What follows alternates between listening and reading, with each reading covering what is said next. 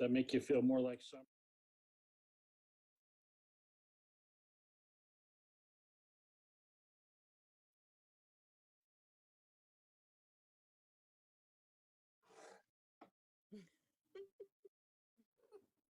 For our plant. I can't. You got to sign in. It'll say settings, and then you can see it from there. Oh, okay. Well, too late now. Is Trevor going to be there? Trevor's not going to be here today. I don't know where he's at, but I think Roger's taking his place. Oh, okay. I'm glad you know that. Thank you. I got that email this morning, so.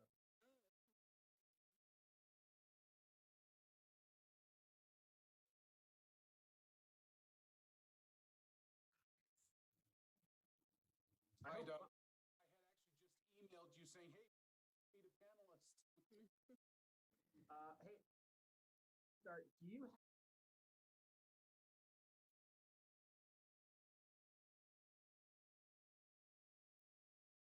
Fair enough. You want me to send? Right? Would you send it to? I'll write that down.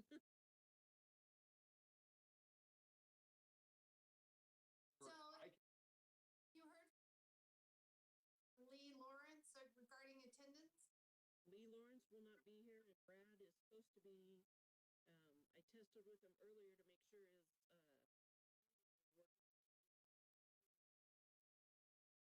Okay. Should I start regardless? Mike, if you check your email, I just sent you that Perfect. document. I'm raring to go now. Oh, okay. Wow, you're quick, Roger. Thanks. I hadn't even finished writing.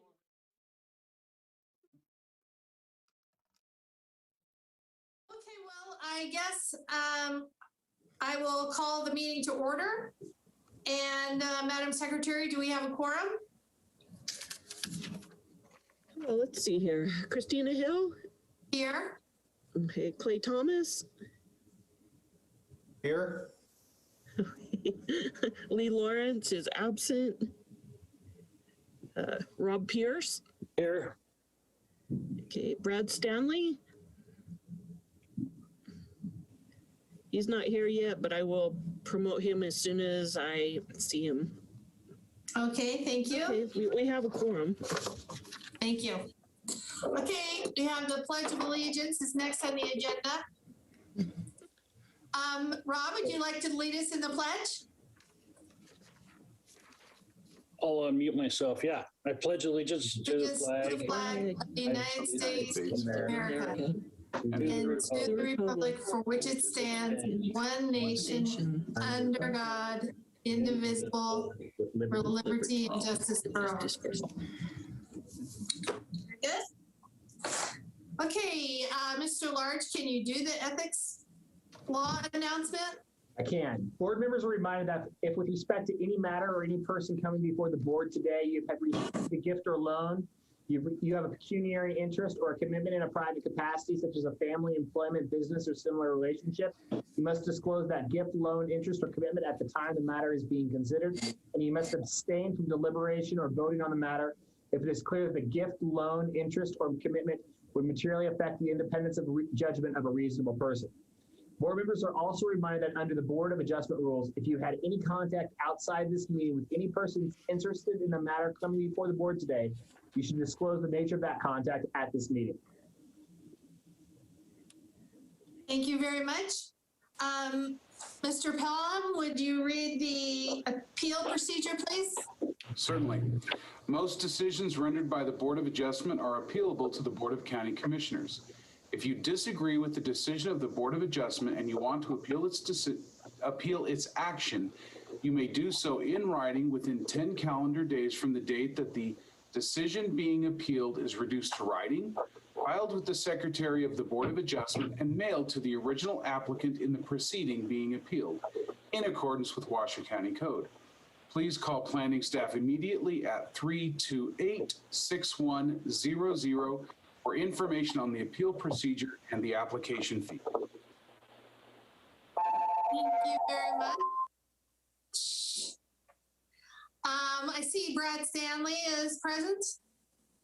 That's good. So, Madam Secretary, do we have any public comment at this time?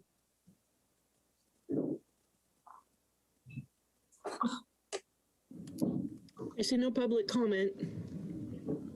Okay, thank you very much. Go on to approval of the agenda. Do we have a motion to approve the agenda?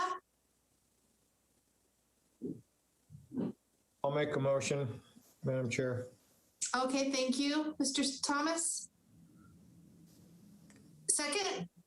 Oh, second, sorry. This is Rob for the record. Thank you, Mr. Pierce.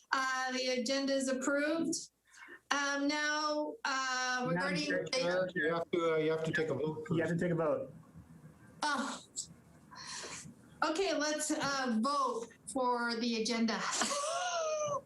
All in favor? Aye. Aye. Any opposed? Okay, motion carries. Okay, the approval of the February 4th, 2021 draft minutes for possible action. Did everybody review the minutes? I reviewed the minutes and found one thing I was gonna question was on page 13, it says that Chair Hill, said that when she received the packet, she thought there was a mistake because it was a carbon copy of what we heard at the last meeting. I thought Clay said that. Mr. Thomas, Mr. Thomas, do you remember saying that? Madam Chair, I may have. I don't recall right off the top of my head, though. Because I knew that it was a different project, and I was expecting to receive the staff summary about this project. So if you could change, Chair Hill said that to Member Thomas. I will go back through there and double check and change it if necessary. Okay. Thank you so much. Madam Chair, I remember that this was very close in nature to the one we had denied just at the. Right. So. And I think you said that, not me. And Madam Chair, while we're there also, if you look at under item 2, Pledge of Allegiance, I believe they have your name spelled wrong, or I believe it should have probably been Chair Hill led the pledge. Yeah. So. That's a little typo there. Very good. I missed that one. Okay. So any other changes to the minutes? Seeing none, I'll ask for a motion to approve the minutes, the draft minutes for February. Madam Chair, With those proposed changes. With the proposed changes? Madam Chair, I'll make the motion with those proposed changes in effect. And this is Rob for the record. I'll second it. Thank you very much. All in favor? Aye. Aye. Any opposed? Seeing none. Okay, we'll move on to number 8 on the agenda, public hearing for possible action.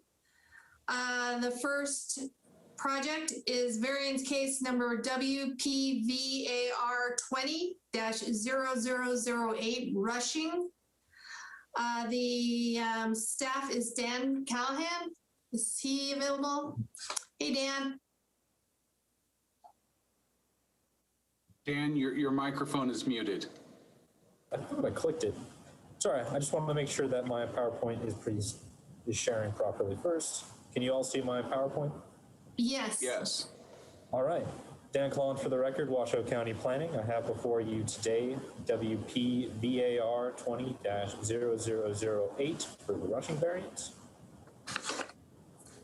So this is a request to reduce the front yard setback from 15 feet to 1 foot and build a 137 square foot addition to a 864 square foot legal non-conforming main residence. This property is located close to the border of California and the Nevada side of Lake Tahoe up in Crystal. bay. And as you can see here, it is very close indeed to the border. So some background on this application. The subject parcel is zoned low density suburban and is 0.102 acres, which is a legal non-conforming lot. That will be important later. The parcel has an 864 square foot residence built in 1936 with a 223 square foot guest house built in 1946.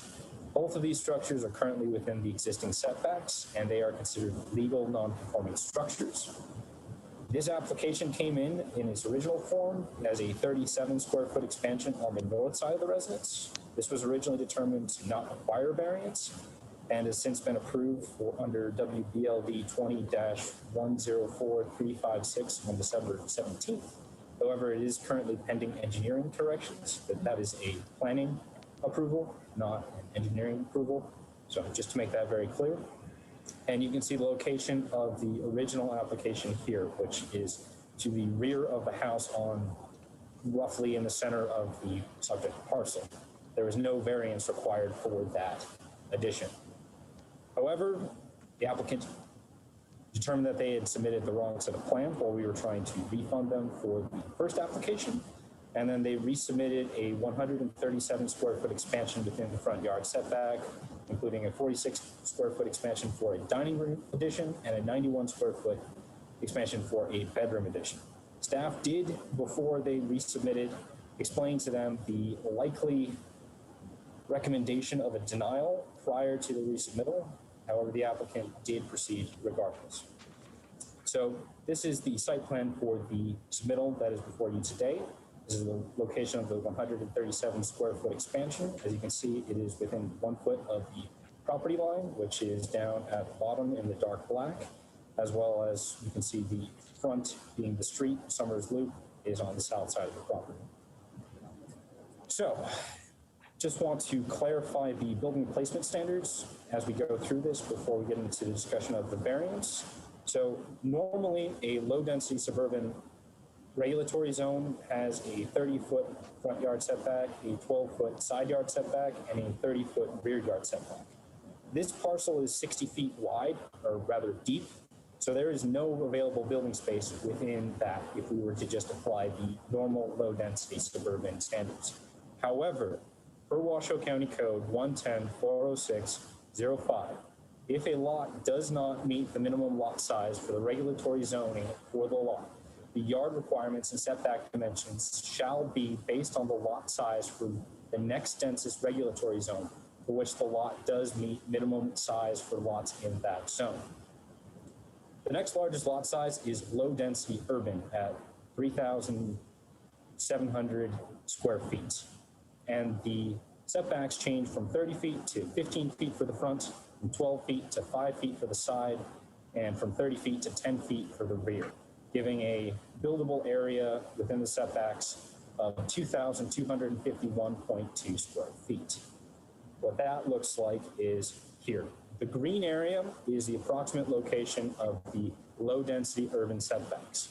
As you can see, the proposed 51 square foot guest house expansion is within that, as well as the planning approved 37 square foot kitchen expansion the house. However, the 137 square foot expansion is not within the setbacks that are allowed under Article 406. So the applicant has ample space in which to build a legal non-conforming 10% addition within the legal setbacks, as they have approximately 2,250 square feet available in which to build. I will touch on the 10% addition requirements in about 4 slides, so please bear with me. Now moving on to Article 804, which are the variance findings. Variance requires us to make all 5 of the following findings: special circumstance, no detriment, no special privileges, use authorized, and effect on a military installation. As the application has been submitted, staff has difficulty making special circumstances and no special privileges in terms of this application. There's no detriment, and the use is authorized, and there's no effect on the military installation. But findings 1 and 3, there are problems making for staff. So Under county code, special circumstances come in three flavors. First, the shape of the property.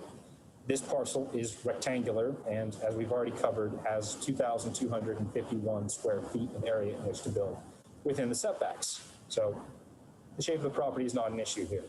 Topographic conditions. There are slopes here on this property that are greater than 15% within the setbacks area.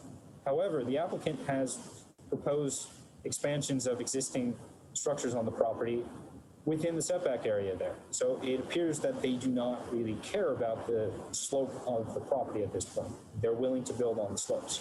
Moreover, the parcel is listed in an area considered most suitable for development on the development suitability map of the Tahoe area, which will be my next slide.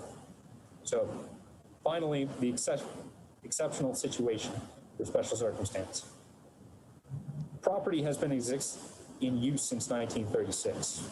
The legal nonconformance placement of the house does not preclude the applicant from living in or using their property within the bounds of the development code. So there's not an exceptional situation. So here's the development suitability map. As you can see on the left, we have the subject parcel, which is located in a white area. White means most suitable for development. Anything that's a shade of brown or blue is outlining areas that are considered to have slopes that are too steep or flood areas within this one. So this is located in an area that's considered to be most suitable for development. So moving on to finding 3, no special privileges. So the structures on this parcel are governed under Article 904, nonconformances. Under 904, legal nonconforming structures may continue per Washoe County Code 110-904-30A. Continuation. Any nonconforming structure may be continued as long as it remains otherwise lawful, subject to the following provisions. Section 1 states, such structure may not be enlarged by more than 10% or altered except as specifically provided for by this section. I've outlined the rest of the section in clarity in my staff report. The important takeaway here is that the proposed expansion within the setbacks is greater than 10%. It's 137 feet. That's larger than the 10% of 864 square feet, or 86.4 square feet of the legal nonconforming structure. So granting the ability to build this structure here would be a special privilege relative to all other legal nonconforming structures in the county. Moreover, adding new uses or structures is also governed under 904. Per Washoe County 110-904-30, when a non-conforming structure exists on any lot, no new use or structure shall be established or built on such land unless the lot area, dimensions, and yards provided for each existing and proposed use or structure conform to the requirements of this development code for the regulatory zone in which the lot is located. Just to be extremely clear, under Article 902 definitions, a structure means a walled and roofed building or manufactured home, including gas or liquid storage tank that is primarily above ground. Structure doesn't include a tent, trailer, or vehicle. I personally believe that an addition constitutes a structure as it has a wall and a roof. Therefore, any addition must be constructed within the requirements of the development code, including the setbacks, which, as you can see here, the setbacks area, that the buildable area is what is in green. If they were to propose a 10% expansion within there, that would be considered within the bounds of code. However, proposing an expansion outside of the setback area, within the red area highlighted here, would constitute a special privilege because no other legal non-conforming structure is allowed to expand within the setbacks within the county. So with that, staff provided notice to 42 affected property owners within 750 feet of the site. And this application was presented to the Incline Village Crystal Bay Cab on February 1st of this year. The cab voted unanimously in favor of the proposed application. However, staff did receive one public comment letter against the proposed application, which should be included in the packet for the dais. So this brings us to our findings. Staff is unable to make findings 1 and 3, and therefore recommends The Board of Adjustment denied the requested variance, and I have provided a possible motion for your convenience. And I'm available for any questions.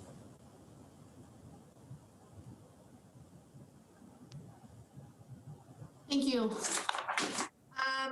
Do we have any questions for staff from the board?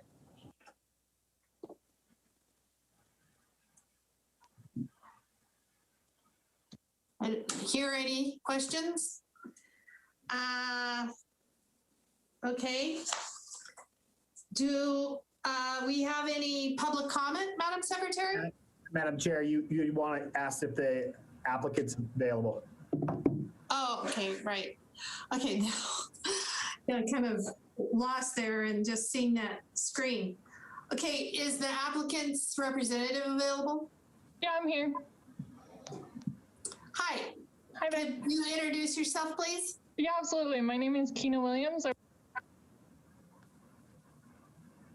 not able to make this meeting. He had some other commitments, but I'm here to represent my firm, and I have a short presentation if that's all right, and I'm happy to answer any questions.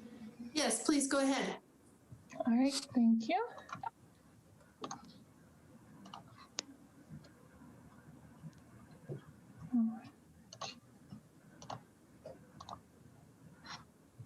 All right, again, my name is Keena Williams. I'm presenting about the variance case number variance 20-0008 at 27 Somers Loop. So this is a really small historic cabin in Crystal Bay. I'm sure you guys are familiar with the neighborhood, but it's built in 1936, which is one of the oldest houses in the area that I've had the privilege to work on. The whole lot, as you can see here, is quite steep. It's about 25% grade throughout the whole lot. And as was mentioned to you in the previous presentation, the lot is really small. It's only about 4,400 square feet for the whole entire thing. So it's a, very peculiar situation. There are lots of examples of these very small historic cabins built throughout Crystal Bay, and there are a lot of examples of reduced front setback variances that have been approved in the past. Again, as mentioned, it is a legal non-conforming building as a small historic cabin. So this is the existing site plan that we have here, the green showing the property line and the yellow showing the setback. And as you can see, a good portion, at least 50% of the existing residence is built within the front setback, which is part of what makes it a legal non-conforming structure. You can also see that the existing front deck is actually going past the front property line. So those are just some things that we want to improve about the site. And here are some more images so you guys can see exactly the circumstances of this property. It's a very small cabin. There's that front deck that encroaches into past the front property line. And I also wanted to point out in this image, you can see that neighbor's house there behind. It's huge. It's about 3 stories. I would say probably at least 5 bedrooms. And that's definitely the standard throughout this neighborhood. All of the houses are very large. Many of them have historically approved variances. And so just to give a little bit of context, this is by far the smallest house in this vicinity, and the homeowners are just trying to improve the livability of the home just a little bit. Here's another image of the home from the other side of the street. And so the goals of this project are, one very important aspect to us is to maintain the historic qualities of this cabin. As it was mentioned, it was built in 1936.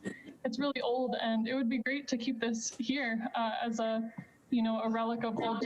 Some of the beams inside of the house, you actually have to duck down under to navigate the house, and it's a really special, unique circumstance.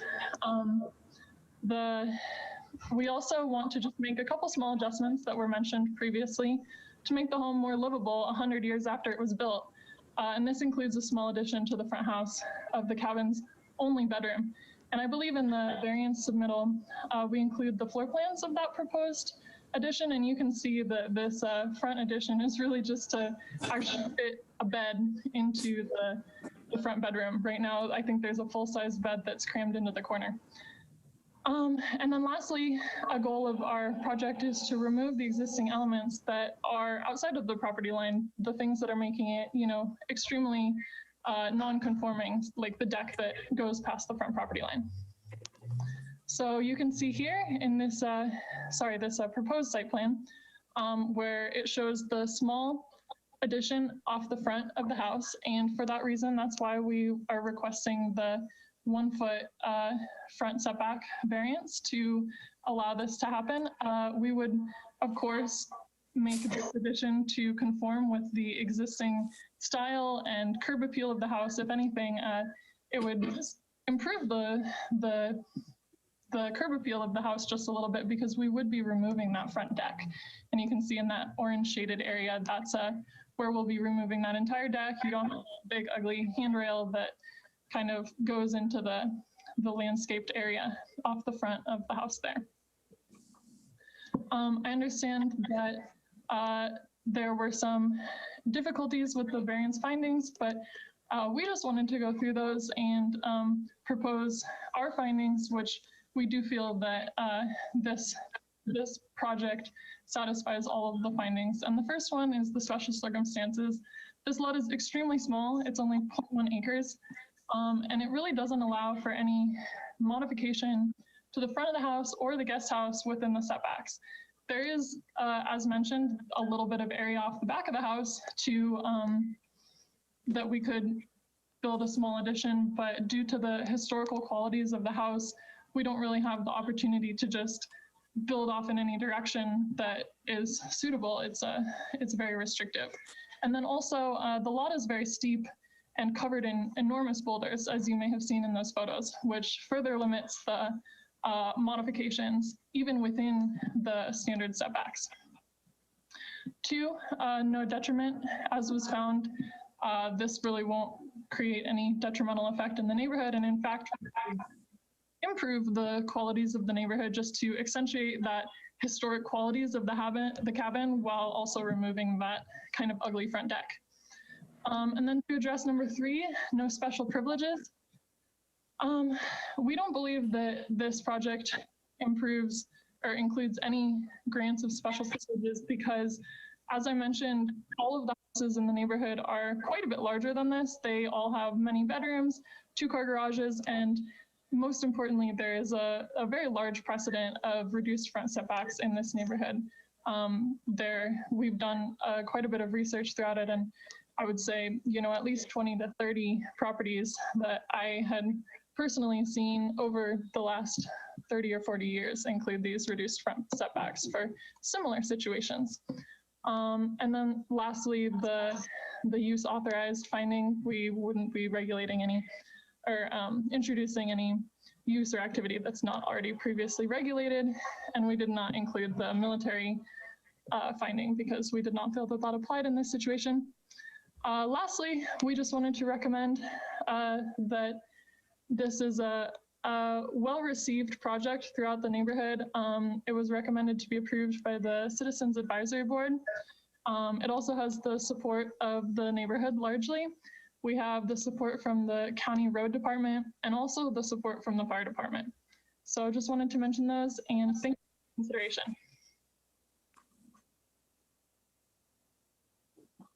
Okay, thank you very much. Do we have any questions for the applicant?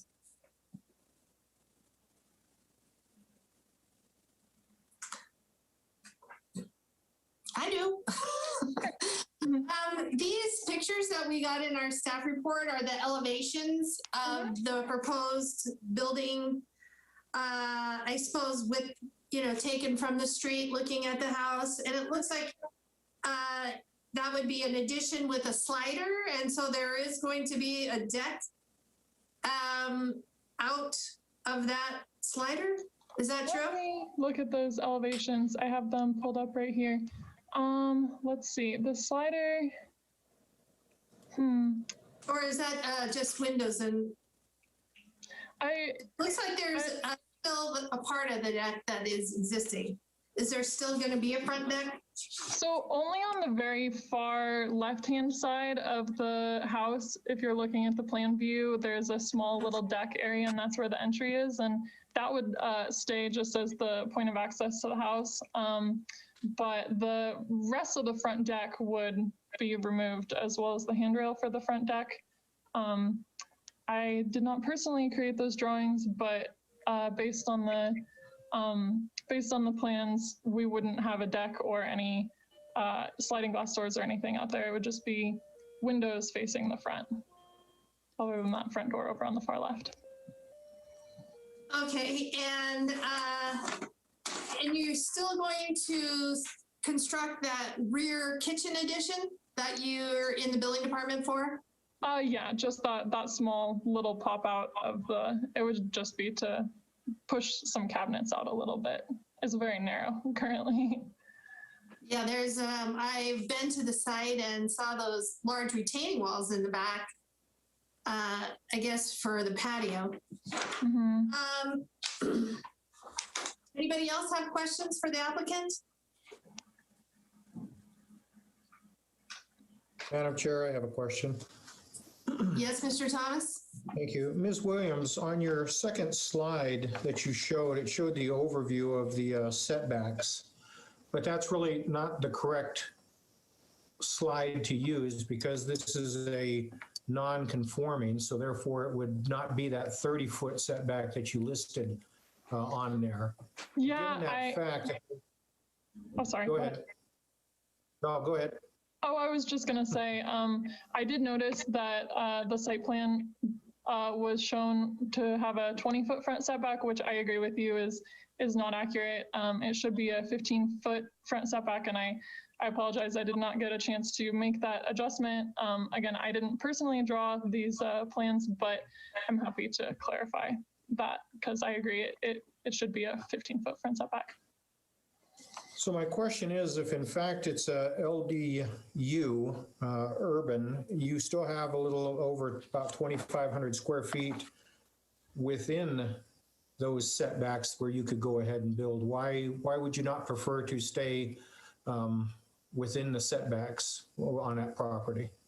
What prohibits you from going that direction? Mm-hmm. So as I mentioned, this cabin it's really historic, and it's built in a way that doesn't really allow for pushing out walls in just kind of any particular way that we want, because the existing bedroom is on the front, and moving the position of walls in this home is really not feasible due to the structure, and their 100-year-old like hand-milled timbers that are what are holding the building up. So we had to be very careful about where we would even be able to build these wall extensions, and relocating the only bedroom in the cabin, relocating it completely to, for example, the back of the house is just it's just not feasible for the structure of the cabin itself.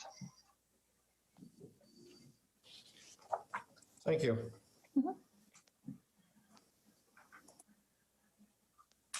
I have another question, if you don't mind. Sure. Are you going to tear down the house and rebuild it, or are you just going to add onto it?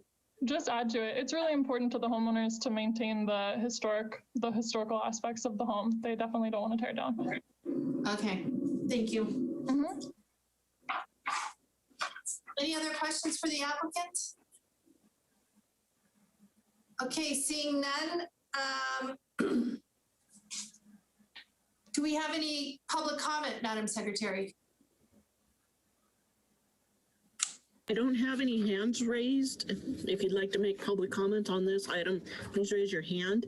I do have two letters that Dan gave me. One of them is from the Phil Gillenbar, which is the architect for which Keena Williams works. So I imagine that her presentation probably added all of these points into it. Is that correct? Do you know? I am not completely familiar with the letter. I haven't read it personally, but having discussed the project with him multiple times, I would assume that we addressed Okay. most of the same points. All right. So then my other, the other letter is from Marianne Purcell. So I will go ahead and read that one. Let me set the timer here. Okay, that says, "Hi, Dan. I'm writing to get more clarification on the application for a 1-foot setback variance at the above property.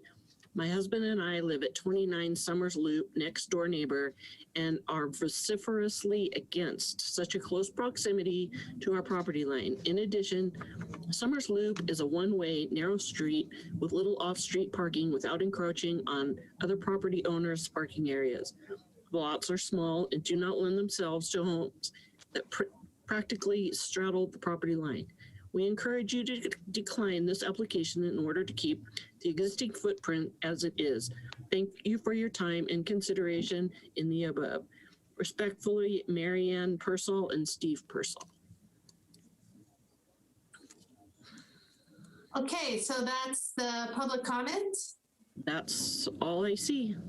Could you, is there any way that you could please read that letter from Phil Gillenpar just to make sure that the same points were addressed? I don't want anything to get left out. Okay. Thank you.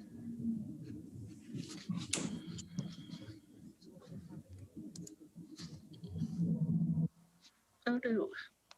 Oh, there it is.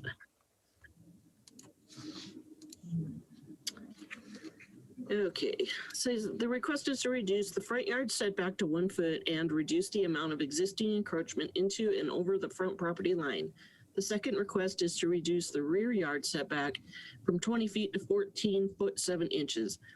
The current structure extends into the rear setback 7 feet. This is number 1. This is a small parcel with a limited building footprint area based on the property size. The existing home and cabin were built in 1936 at the front edge of the property. The small sleeping cottage extends 7 feet into the rear property. This parcel slope is 20 to 24% upslope from the street. The living space inside the historic cabin and cottage is limited, and in order to preserve the original cabin, we are proposing to extend the bedroom and dining room space into a portion of the front deck.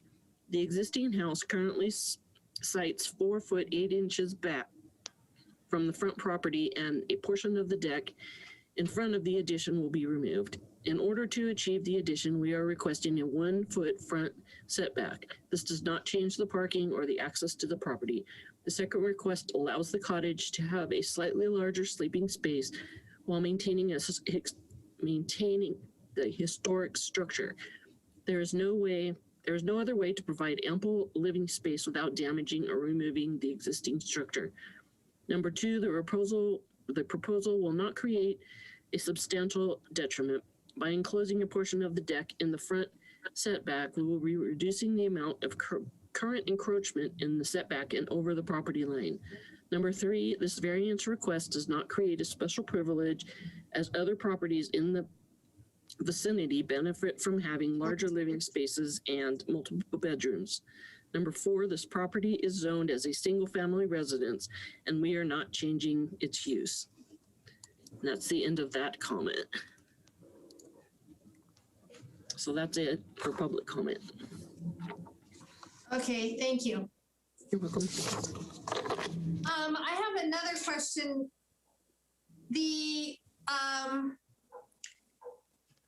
There is an addition proposed to the guest house, correct? It's a 51 square foot guest house? Or what is the size of the addition? 51 square foot guest house expansion. Mm-hmm. And that is also within the setbacks, even under the LDU configuration? Yes, you're saying, Dan? Yes, the expansion for the guest house would be within the setbacks. However, it is 50 feet from what I saw on the plans. So it would not meet the 10% legal nonconformance that would be allowed under Article 904. Okay. So I was thinking we could approve that, but it doesn't comply with the non-conforming It would, 10%. its location is already within it. I wouldn't try and move forward a variance application for something that doesn't require a variance. Okay, sounds good. Okay, any other questions or comments? No more public comments, so I guess we'll bring it back to the board. How do you guys feel about this? Mr. Thomas? Hi, Mr. Stanley? Brad. Hi, Brad. And I was wondering, is there any heritage or other designation for this structure? I didn't understand what you said. What, is there a historical designation on this structure? Sorry about that. Is there any heritage designation for the existing structure?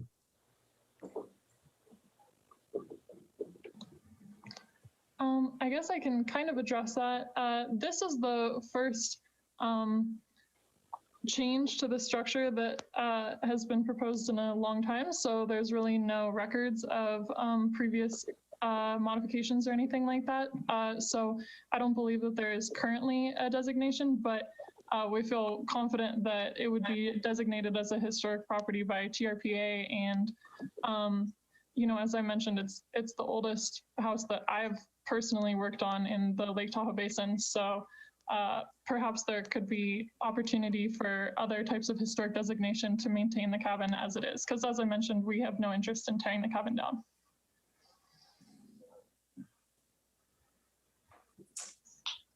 Does that answer your question, Brad?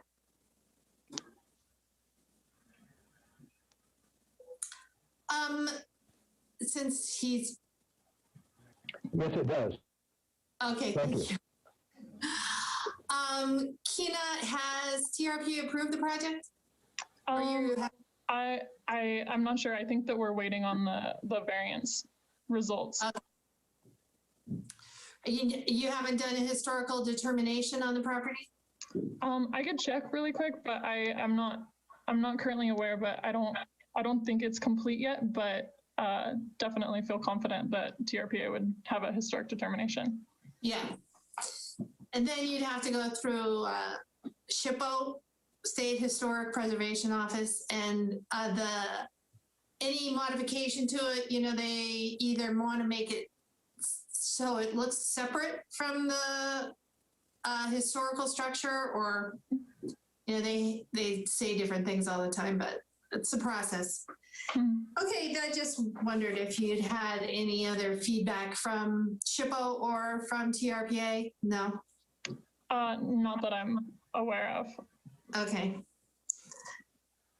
Okay, well, if there's no more questions for the applicant, seeing none, bring it back to the board.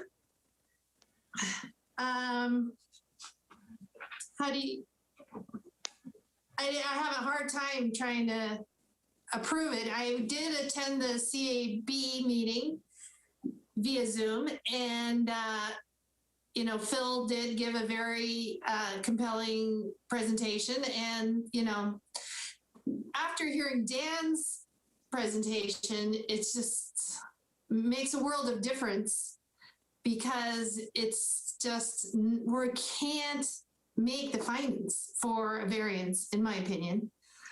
So how do you guys feel about that? I mean, even though this CAB supported it, they didn't really hear the presentation from staff, I don't think.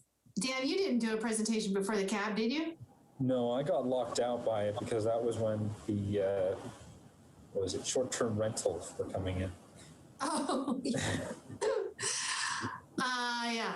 So anyway, they didn't hear Dan's presentation and they approved it. But I think if they had heard his presentation, they would have seen it was difficult to approve a variance. Yes, Dan?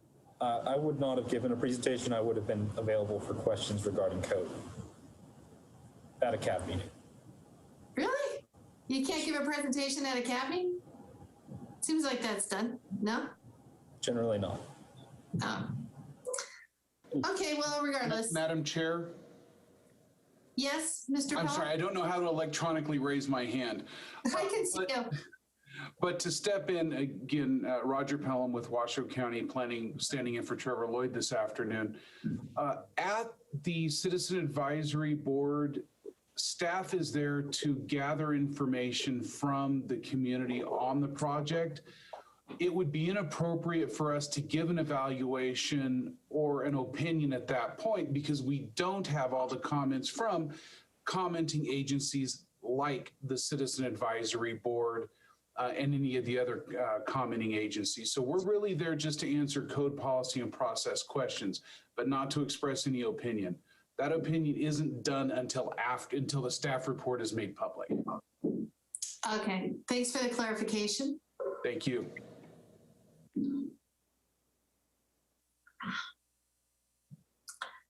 Well, okay, if there's no more questions from the board or comments, I'll entertain a motion. Someone like to try to make a motion?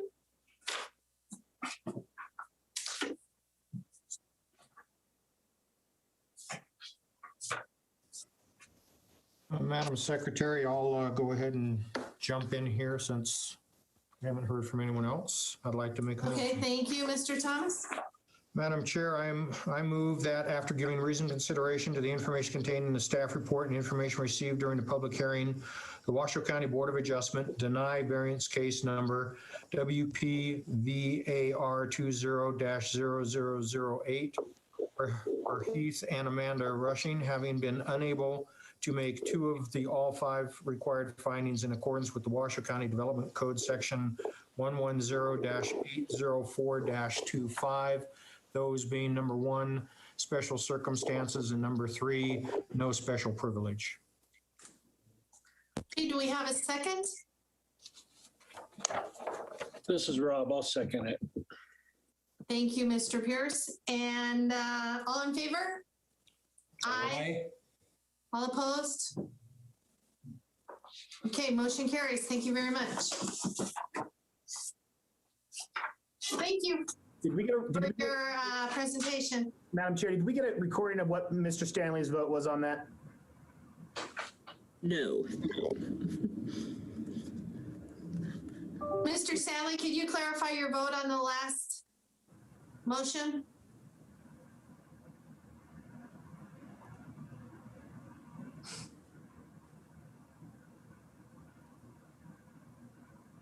Brad, can you clarify your vote on the last item, please?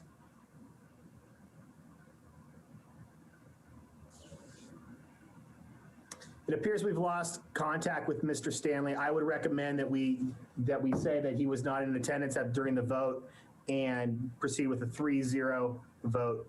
That we still have a quorum, but we couldn't. Unless he's communicating his vote, we can't record it. Okay. And Roger, do you want to read the appeal procedure?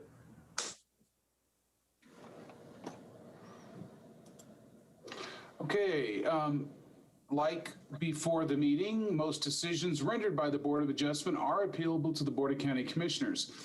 If you disagree with the decision of the Board of Adjustment and you want to appeal its action, you may do so in writing within 10 calendar days from the date that the decision being appealed is reduced to writing, filed with the Secretary of the Board of Adjustment, and mailed to the original applicant in the proceeding being appealed in accordance with Washoe County Code. Please call planning staff immediately at 328-6100 for information on the appeal procedure and the application fee. Thank you. Okay, the next item on the agenda is the WSUP 210002 Sage Ridge School. And the staff for that is Julie Olander. Hey, Julie. Good afternoon, Julie Olander for Planning and Building. Are you ready for a presentation? Yes, we are ready for a presentation. I get bumped out for a minute here.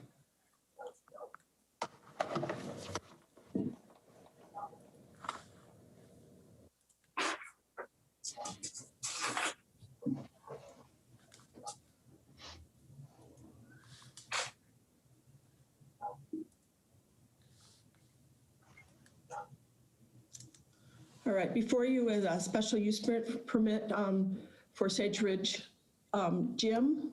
The applicant is asking for a special use permit to allow the use of education private school facility to permit a 24,000 square foot gym to be built. Project is has a regulatory zoning of low density suburban LDS, and in LDS it does require a special use permit for an expansion or the use of education private school facilities. Here is an overhead of showing the parcel where it's located. It's off of Thomas Creek Road. And just to give you a little background, Sage Ridge is a private school for grades 3rd through 12th with approximately 80 high school students and an overall population of 200 students plus. The proposal is to construct a gym on the adjacent property, which is owned by the school, from where the existing school building is located. It is a 33-acre parcel and it's vacant, and the gym will be located on the southern portion of the parcel adjacent to the school. The gym will include restrooms, lockers, and weight room, and the building materials will be closely matched with the existing school buildings. And they're planning on starting the construction May of this year and ending by the end of this year. Here's an overhead showing where the school is in the lighter yellow, and then the bright yellow is where the gym and then a proposed parking lot will also be established on that parcel. And then here's another picture showing it another way. Public notice was sent out to 600 feet from the site. This was presented to the South Truckee Meadows Washoe Valley Cab on February 4th, and there were some questions about lighting, building height, and traffic. And just to address those concerns, this property is zoned LDS, and the allowed height is 35 feet. And then the applicant did indicate that there won't be any spillover, and also code requires that requirement also. And then the traffic letter that was part of the application estimated that currently there are 180 AM peak trips, and the gym will increase that by 5%, which would be approximately 9 AM peak trips. And the evening events will not impact the existing peak hour traffics. Various agencies reviewed the applications, and those conditions are included in the conditions of approval. Staff was able to make the findings required for a special use permit, and I have a possible motion. I also wanted to just point out that there was 2 conditions in that were repeated, and I'm recommending to remove those conditions. Those repeat conditions that are under the planning section. They're, I think it's 1G, which was repeated, and also 1I was repeated. So I'm proposing to remove those, and so I'd ask you to approve this with a amended conditions. And I believe the applicant is available for, is also here and available for questions. Okay, thank you very much, Julie. Is there questions for staff? I have a question, Julie. Is a separate parcel? You don't really show in the staff report much about the entire project area. I mean, I see, this map showing the long parcel, but are they gonna merge the parcels together, the gym parcel and the school parcel? Not as far as I'm aware. They're 2 separate parcels, and the gym will just be in a separate parcel. The school is going to be on one parcel, and the gym will be on another parcel. So, Is the gym an accessory use, and it needs to be combined with the primary use, or because you can't have an accessory use on its own parcel, can you? It's a separate building. Right. It's not like a house. It's But not, doesn't have a main residence. It's a separate building. It's a separate. Right. So. But it's an accessory use to the primary use, which is a school. It can be a standalone building. It doesn't need to be, it's not an accessory as a structure. It's like having they can have they can have school buildings on different parcels. They don't have to have them all on one. It's only with residential uses that we require that you have to have, you can't have your garage, you have to have a residence on the property.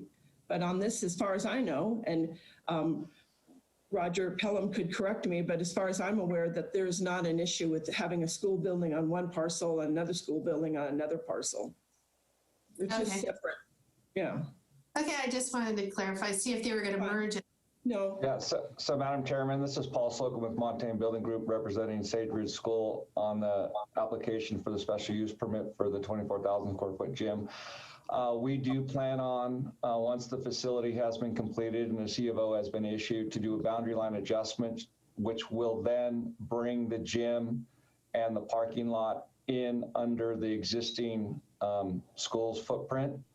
At this point, doing financing, putting an encumbrance on the existing school property is just not feasible.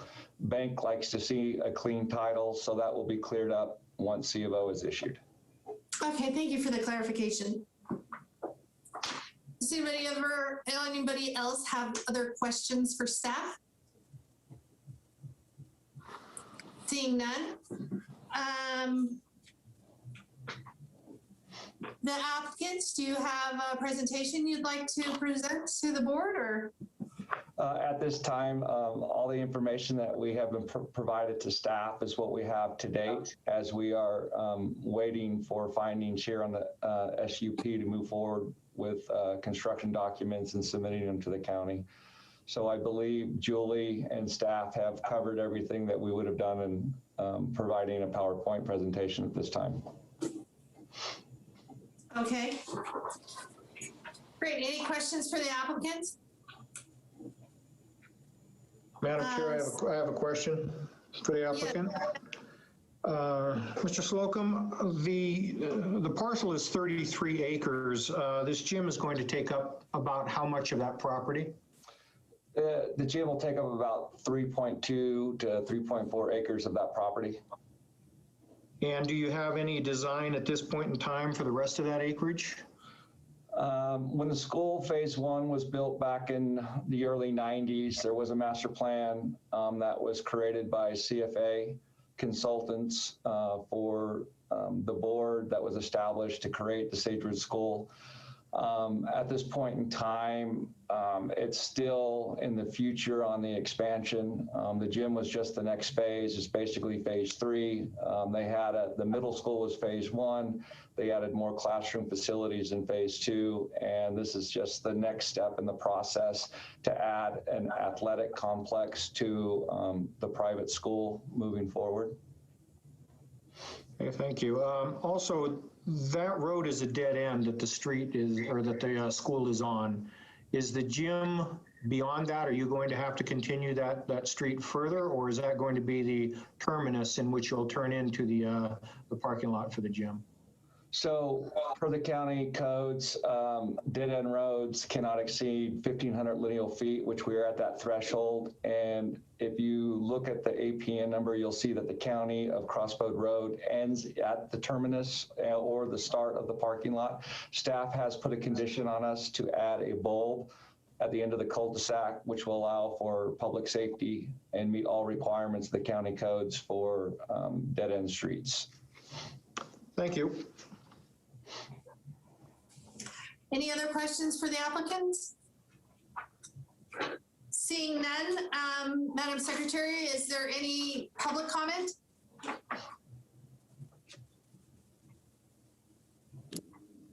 I don't see any hands raised for public comment. Okay, thank you. I guess then we'll bring it back to the board for questions or comments. Seems like a pretty straightforward project for a great school. I know people in Incline drive their kids back and forth to that school. Like, are you kidding me? But it's supposedly a great school, and I think every school needs a gym, right? I mean, it's pretty cool. So can we get Brad,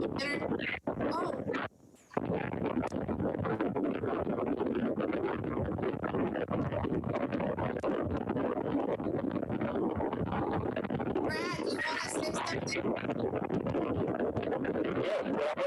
I'm being heard. Pardon me?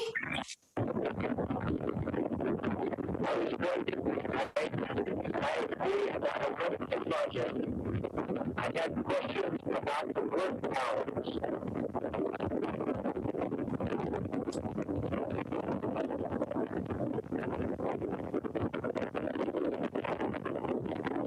Madam Secretary, did you get what he was saying? No, there's a whole lot of background interference there. Sounds like a tornado. Can I be heard now? Yes. Yes. Oh, Well, let me screw it up again. No, seriously. I had some questions given the other school not so very long ago in the same area, that people were concerned about noise for working late in the evening. So I was asking about the work hours, which I believe were defined as 7 to 7, Monday through Saturday. Yeah, this is Paul Slocum Montane Building Group representing Sage Ridge. Yes, we do acknowledge the work hours that staff has put on as a condition and find those to be acceptable. The reason I asked, thank you, the reason I asked was when the last school in the general area, the Washoe County School, during a number of threats and so forth, I think that was modified to 5:30, except for interior work, particularly on Saturday. So I was wondering if this is a standard hours or if it's something that we can modify. This is Julie Olander for Planning and Building. We've been directed by management to put the 7 to 7, that's the standard. We want to, unless there's some real issues in this area. There are no neighboring residential houses next to the school, so I'm not anticipating that there'll be any kind of impact to residential houses. I hear what you're saying. I want to present the idea that in the last construction phase of the last high school and middle school, I believe, nearby, those hours were amended for the Washoe County School District, I believe.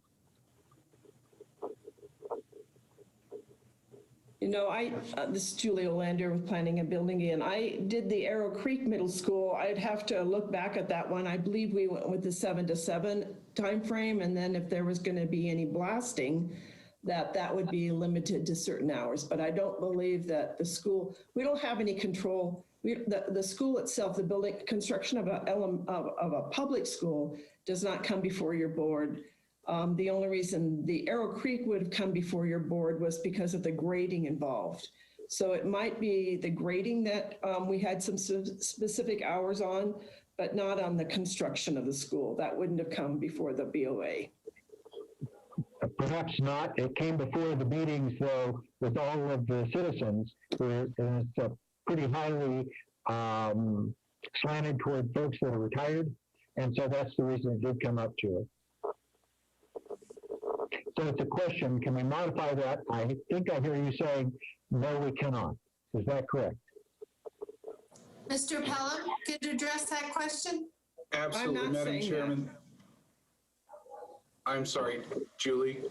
I just said I wasn't saying that. I just said that I don't believe with the Arrow Creek we have that that in there. But if you're feeling like there's some neighbors in that area that would be impacted, we can alter those hours if that's the choice of the board. I see. Thank you. And yes, as a matter of fact, I'm absolutely positive it's the choice of the neighborhood because I sat in all the Arrow Creek meetings when all of that was discussed and then heard the aftermath. Yes, Madam Chairman, and if I may, I'll just tag on to what Julie said. She's exactly correct. if in the wisdom of this board, you believe that there are impacts that are being created that would be mitigated by a different set of hours, that is certainly well within your authority to place those conditions. What Julie has brought forward is a standard set of recommendations, and those are certainly consistent with many other projects that have been brought forward to you. Okay, thank you. Clarification.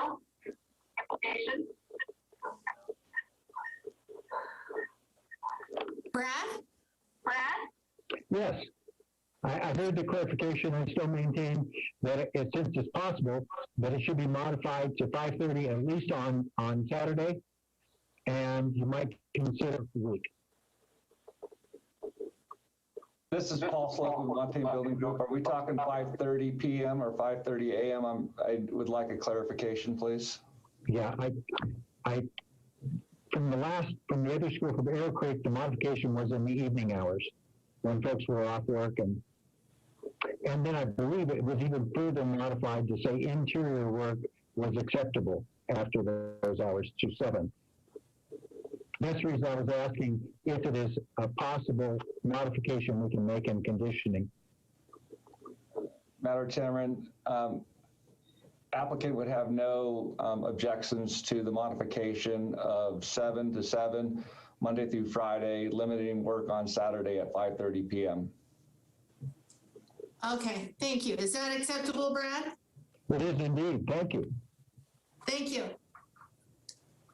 Okay, are there any other questions or comments from the board? Would anybody like?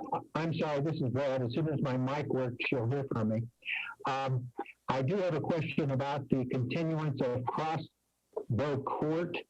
I understand that there's going to be, as you mentioned, the cul-de-sac there and so forth, but do we know whether or not the partially Washoe County Road that is the extension of Washoe Court is now open as it runs down past Tumwa and connects with Zalesi? I know that was, as Julie, I'm sure will remember, was part of the concern, again, of the Arrow Creek educational construction, that be a secondary emergency access and exit. I was wondering if anyone knows the actual status of that at this time.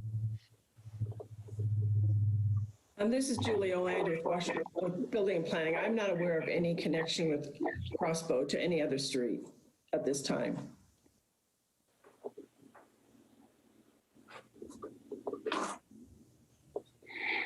You know, on the last one, I was kind of asked to go out and take a look, and did. And perhaps I'm misnaming the road, but it's Crossbow is the paved street, I believe, in front of whatever the paved road in the front of, and by that I mean on the easterly side of Sage. It continues as a dirt road and connects to Zalesi. That was seen as a possible secondary exit or access for emergency use. And I understand that it's now chained, and I was wondering if anyone had looked at that and if that's a problem.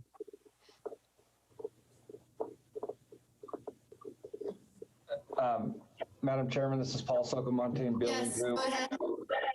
There is an emergency access road, all-weather road, on the west side of Sage Ridge parcel that goes all the way down to Rockhaven and connects where it is now locked, but I'm pretty sure the fire department has the ability on the breakaway lock there to use that as a secondary access for emergency purposes. The parking lot for Sage Ridge School that we are planning right now with the gym is to extend a 24-foot drive aisle through the parking lot, which will eventually be connected as a secondary access point on Rockhaven as the future builds come online. There is no plan in the immediate future to provide access across privately owned property at this point, but I do believe on title there is a emergency easement that has been granted to the county.